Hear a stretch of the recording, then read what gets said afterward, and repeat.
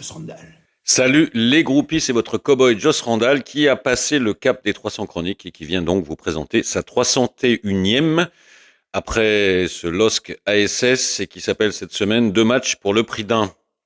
Je la commence avec une citation que j'emprunte à Horace dans Ode. La force sans l'intelligence s'effondre sous sa propre masse. Alors oui, votre cow-boy est de retour, 301e chronique. Après ces 2 matchs joués par notre ASS à Lille. Oui, car nos Verts ont bien joué 2 matchs en un en terre nordiste. Un match jusqu'à l'expulsion de Batoubin Sikater, auteur d'une partie cauchemardesque, et un autre après. Alors je me doutais que le match avait changé de scénario à ce moment-là, et le choix d'Eric le Viking de faire entrer Younis Diesel humide n'a fait que confirmer l'impression. Au final, un score un peu boursouflé et un peu menteur au regard de l'ensemble du match, face à une très belle équipe qui n'attendait que nos erreurs pour nous punir comme des collégiens qui font sauter des cours. Un sentiment, la frustration. Chapitre 1, une deuxième cauchemardesque et des limites persistantes. Une fois n'étant pas costume, commençons par la fin, par la partie cauchemar. Alors pas besoin d'avoir fait Saint-Cyr pour voir que le match a changé d'âme et de direction à la 48e minute sur l'expulsion de Batoubin Sikater. Alors, histoire de tordre d'emblée le cou à un canard, comme disait Pasqua, je ne m'étendrai pas sur la réalité de la faute sifflée par Éric Wattelier, sosie officiel de Julien Béal, @Julien Béal si vous voulez aller voir. Pour moi, elle n'existe pas, cette faute. Pour d'autres, elle est évidente. La réalité, c'est qu'elle a été sifflée, point barre. Et rester bloqué là-dessus, c'est la meilleure manière de passer à côté de l'analyse des vraies carences de cette équipe, de ce qu'il faut donc corriger, ce sur quoi il faut travailler. Et en tout premier lieu, encore et toujours, ce qui revient comme la marée, c'est la faiblesse défensive de cette équipe. De ces erreurs multiples qui coûtent tant de points et, disons-le clairement, du niveau bien trop faible de la majorité des joueurs de la ligne de 4. Et là, j'ai une pensée pour mon infirmière Leila Reb, si fan du chouchou. Dans cette ligne, le pauvre Nader Retro Satanas doit se sentir seul comme un noyau dans sa pêche. Alors, la semaine dernière, nous avions évoqué la faiblesse crasse de nos 2 latéraux, même si ce fut moins pire à Lille, ça reste quand même hyper faible.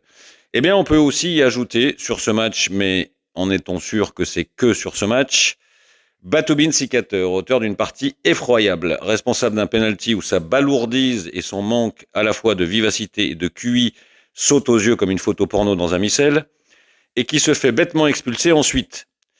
Alors 3 sur 4, ça fait beaucoup, ça fait trop.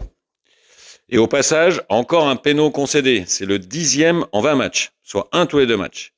Et même si dans le lot, il y a des cas particuliers, comme le côté Jiffy, des idées de génie, lui, de Cafaro sur le baudet, de manière plus générale, c'est quand même la preuve d'une défense fébrile et trop souvent dépassée.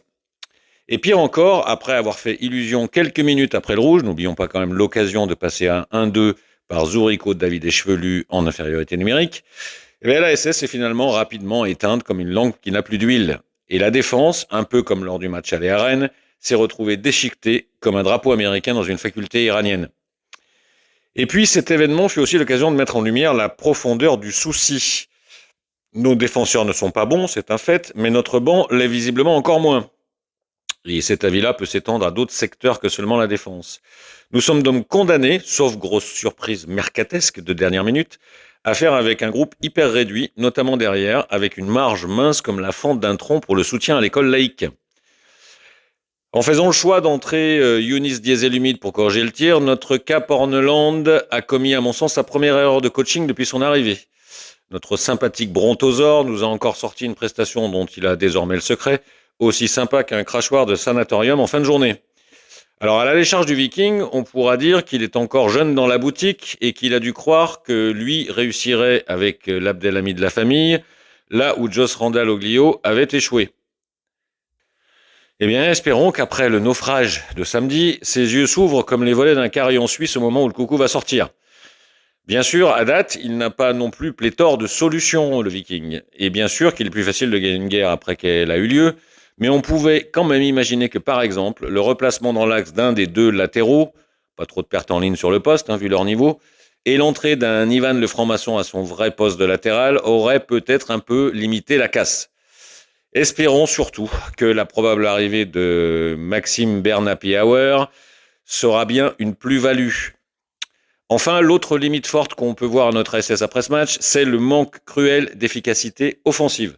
Pour exister à ce niveau, il n'est pas possible sur les 3 grosses situations, Mouton de Panurge à 1-0, Zuricho David Echevelu à 1 partout, et à un degré moindre aussi Stassin l'admi-lune sur la passe de Cardona, que l'amour. Eh bien, tu n'en mettes pas au moins une au fond. La SS aura réellement progressé quand ce sera le cas. Je ne fais pas de foot fiction et ne sais pas ce que serait advenu le match à 2-0 ou à 1-2, mais ça ne change rien au constat. Il y a du progrès par rapport à Nantes sur la création de situation, mais le chemin reste encore long sur l'efficacité. Chapitre 2, s'appuyer sur le positif. Et oui, continuons et finissons par le début, histoire d'être logique au chrono, à savoir ces 48 premières minutes très intéressantes de notre SS. Car je n'ai pas peur de le dire, jusqu'au péno, les Verts faisaient jeu égal avec le LOSC, pourtant top 8 de la phase de poule de Ligue des Champions, même si ce n'était certainement pas le plus gros Lille qu'on ait vu cette année et qu'il y avait assurément un peu de fatigue chez eux. Et je n'ai pas peur de dire non plus que jusqu'à l'expulsion, ça tenait et on pouvait envisager une issue tout à fait différente. Une victoire, pourquoi pas, un nul au moins, et 6 défaites, en tout cas pas sur un tel score. Alors j'en avais entendu dans la semaine qui se demandait si c'est pour ce match-là qu'Orne Rover allait mettre de l'eau dans son aquavite, jouer plus défensif face à un gros du championnat pour moins ouvrir le jeu. Et j'en ai même entendu qu'il espérait un retour de l'optique à la française, béton à l'extérieur chez les gros. C'est vrai que ça nous avait parfaitement bien réussi jusqu'ici, n'est-ce pas? Eh bien, tout cela, le Viking les a envoyés chier comme des marchands de Bible. Il est resté sur son idée, les Comanches attaquent à l'aube. Et je vais vous dire un truc, moi j'aime bien. Parce que dans la vie, comme dans le foot, si t'as pas une planète à défendre, t'es un clodo de l'âme. Je reste pour ma part persuadé que le salut passera par le jeu, sans compter que c'est quand même plus sympa à voir aussi, même si je connais par ailleurs le risque qu'il y a à vouloir mourir avec ses idées. Car à la fin, c'est quand même mourir.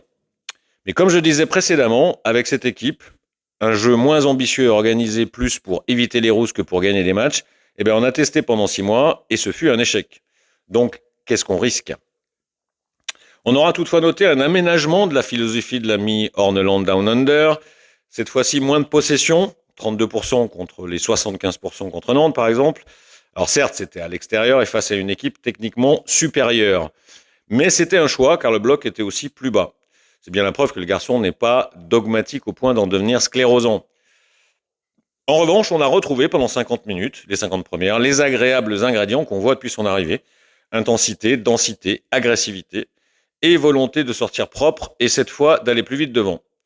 Ça aurait pu fonctionner, les occasions étaient là. Il y a donc des points positifs sur lesquels s'appuyer pour la suite, avec notamment un milieu de terrain retrouvé qui a une nouvelle fois été très bon, avec une mention spéciale à Pierre et quoi, ma gueule? Qu'est-ce qu'elle a ma gueule? Et Bouchou Harry Potter.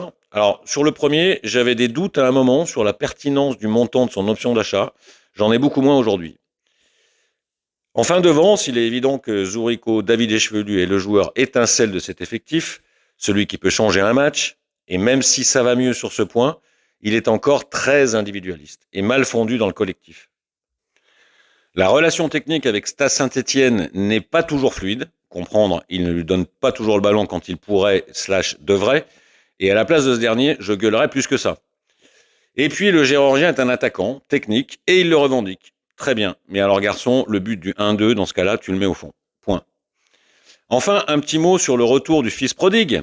Cardona, que l'amour, que tant attendent comme un messie sauveur. Bon, bah, visiblement, il faudra attendre un peu, hein, car il a fait une mi-temps à peu près transparente, visiblement en manque de rythme, pas au top physiquement, notamment après avoir pris un pain. À revoir donc. Je me souviens aussi que son tout premier match l'an dernier ne m'avait pas non plus soulevé de ma chaise. Conclusion, J-1. Alors, c'est la dernière chronique où je vous parle de la mercato d'hiver, puisque je l'écris ce dimanche 2 et que vous la lirez lundi 3, alors que les dés seront jetés. Avec tout ce que j'ai dit ci-dessus, vous aurez compris que je considère toujours que cette équipe a besoin de renfort. Alors, pour l'instant, on en a 2, enfin 1,5 au moment où je vous parle. Alors, j'ai demandé au frangin Gros Lulu d'aller coller un cierge dont il a le secret dans la première chapelle dispo pour qu'on voit arriver d'ici lundi 23h au minimum un arrière latéral droit de préférence. Mais bon, il faut être réaliste vu le temps qui reste et en dehors de joueurs libres comme l'air, quand elle aura récupéré l'Ulster, je ne sens pas trop l'issue positive. Si on reste à la patte Cardonara et Maxime Bernadette, je considérerais que le mercato est incomplet et raté. Alors, ce qui ne veut pas dire que je nous vois condamnés absolument à la Ligue 2, hein. Attention. Hein. En gros, de deux choses l'une, comme disait Armstrong, le cosmonaute, hein, pas le trompettiste. Soit un miracle se produit et nous voyons arriver au moins un latéral et peut-être un milieu, et je pense que la fin de saison, sans être sans sueur, devrait se terminer avec la douceur d'une feuille d'automne planant sur une eau dormante, vers les places sécurisées. Soit on va en chier des oursins, mais je pense quand même qu'on se maintiendra par le jeu. Enfin, je sais bien que l'hiver est une période propice au rhume des chafouins, mais je mets quand même en garde face aux tentations de repli nostalgique vers un passé récent, que j'entends ça et là se développer comme des ragots dans un village. Certes, on a tous des fumerolles qui sortent des fissures de notre passé, mais il n'y aura pas de retour en arrière en termes de stratégie. Donc, autant accompagner le mouvement. Et de toute façon, la peur de la mort est un luxe de bien portant. Salut les groupies!